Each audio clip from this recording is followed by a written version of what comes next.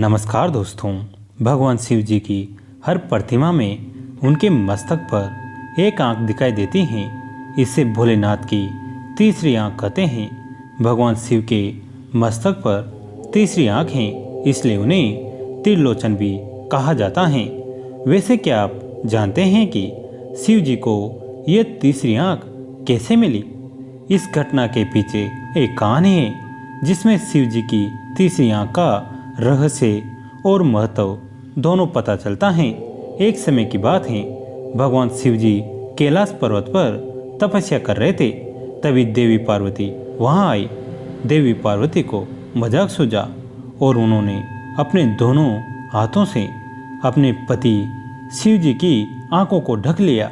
देवी पार्वती को जरा भी अंदाजा नहीं था कि उनके इस मजाक का क्या परिणाम होगा। जैसे ही पार्वती जी ने भगवान शिव जी की आंखों को ढका, वैसे ही पूरी सृष्टि में अंधेरा छा गया। सभी लोग अंधेरे से घबरा उठे।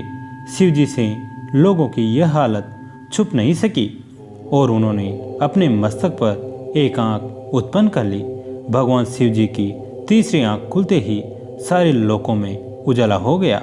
तब से शिव जी की तीसरी आंख को प्रकाश और ऊर्जा का प्रतीक माना जाने लगा। भगवान शिव जी इस घटना के बाद पार्वती जी को बताते हैं कि उनकी दो आंखें पूरी सृष्टि की पालनहार हैं और तीसरी आंख पल्ले का कारण है। शास्त्रों में भी कहा गया है कि जब भी भगवान शिव अपनी तीसरी आंख खोलेंगे तब संसार को विनाश का सामना करना होगा। एक बार शंकर पार्वती भ्रमण पर निकले। रास्ते में उन्होंने देखा कि एक तालाब में कई बच्चे तैर रहे थे, लेकिन एक बच्चा उदास मुद्रा में बैठा था। पार्वती जी ने शंकर जी से पूछा, यह बच्चा उदास क्यों है? शंकर जी ने कहा, बच्चे को ध्यान से देखो।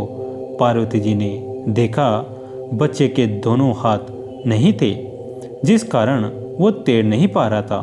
पार्वती जी ने शंकर जी से कहा कि आप शक्ति से इस बच्चे को हाथ दे दो ताकि वो भी तैर सके। शंकर जी ने कहा, हम किसी के पाठ में हस्तक्षेप नहीं कर सकते हैं, क्योंकि हर आत्मा अपने कर्मों के फल द्वारा ही अपना पाठ अदा करती हैं। पार्वती जी ने बार बार विनती की। आखिरकार शंकर जी ने उसे हाथ दे दिए। वो बच्चा भी पानी में तैरने लगा।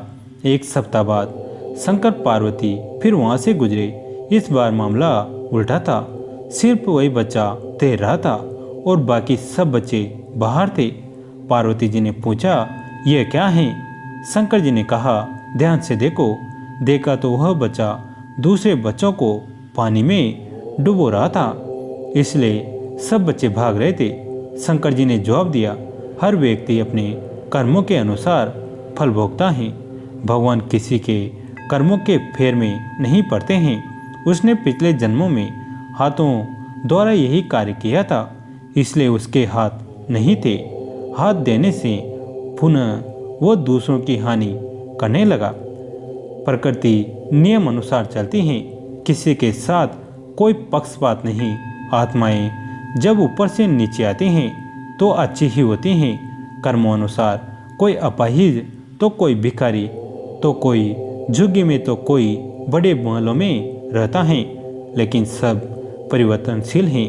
अगर महलों में रहकर या पैसे के नशे में आज कोई बुरा काम करता है, लेकिन भुगतान तो सबको करना ही पड़ता है।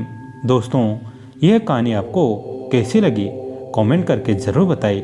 वीडियो को लाइक करें, चैनल को सब्सक्राइब करें, घंटी के बटन को दबाकर ऑल पर क्लिक करें। दोस्तों, इस कहानी को अपने दोस्तों के साथ और फैमिली के साथ शेयर जरूर करें। कहानी अंत तक देखने के लिए आप सभी का तहे दिल से धन्यवाद।